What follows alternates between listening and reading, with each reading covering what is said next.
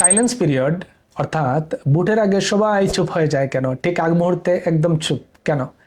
নির্বাচনের ঠিক দুদিন আগে বা 48 ঘন্টা আগে আপনি লক্ষ্য করবেন যে আপনার এলাকা একেবারে শান্ত। রাস্তাঘাট বা বিভিন্ন এলাকায় যখন মাইকের কানফাটা আওয়াজ ছিল সেগুলো এখন নেই, প্রার্থীদের মিছিল নেই, স্লোগান নেই, মনে হয় যেন ঝড়ের আগের নিস্তব্ধতা। নির্বাচনের ভাষায় এই সময়টাকে বলা হয় সাইলেন্স পিরিয়ড বা কুলিং অফ পিরিয়ড।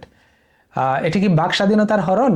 এরকম আসলে সবকিছু বন্ধ করে দেওয়া হয় কেন? মুখ একেবারেই বন্ধ কেন? বিভিন্ন বিষয়ে নাক গলানো যাবে না কেন? এর পেছনে একটা গভীর মনস্তাত্ত্বিক এবং গণতান্ত্রিক কারণও রয়েছে। নির্বাচনী আচরণবিধি অনুযায়ী ভোট গ্রহণ শুরুর সাধারণত 48 ঘন্টা আগে থেকে এবং ভোট শেষ হওয়ার একটা সার্টেন টাইম পর্যন্ত, ভোট শেষ হওয়ার পরেও সকল ধরনের প্রচার প্রচারণা, জনসভা, মিটিং মিছিল সম্পূর্ণ নিষিদ্ধ থাকে। গত কয়েক সপ্তাহ ধরে ভোটাররা প্রার্থীদের বিভিন্ন ধরনের প্রতিশ্রুতি দিয়েছেন, একে অন্যের ব্যাপারে পাল্টাপাল্টি অভিযোগ করেছেন, আক্রমণাত্মক বক্তব্য দিয়েছেন এবং মাইকের আওয়াজে এক প্রকার মানসিক চাপের মধ্যে থাকেন। এই অতিরিক্ত তথ্যের জন্য বা অতিরিক্ত তথ্যের ফলে একটা চাপ তৈরি হওয়ার সম্ভাবনা থাকে, যেটি কিনা সাধারণ ভোটারদের পক্ষে অনেক ক্ষেত্রে সঠিক ডিসিশন বা তাদের যোগ্য প্রার্থী বাছাই করার ডিসিশনের ক্ষেত্রে প্রভাব ফেলতে পারে বা তারা বিভ্রান্ত হয়ে যেতে পারেন।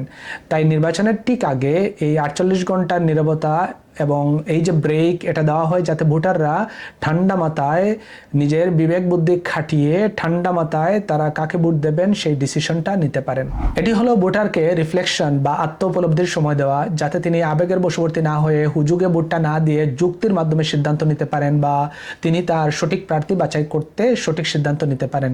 তবে বর্তমান ডিজিটাল যুগ এবং এই সাইলেন্স পিরিয়ড আসলে সঠিকভাবে মেনটেন করাটা অনেক চ্যালেঞ্জিং হয়ে দাঁড়িয়েছে।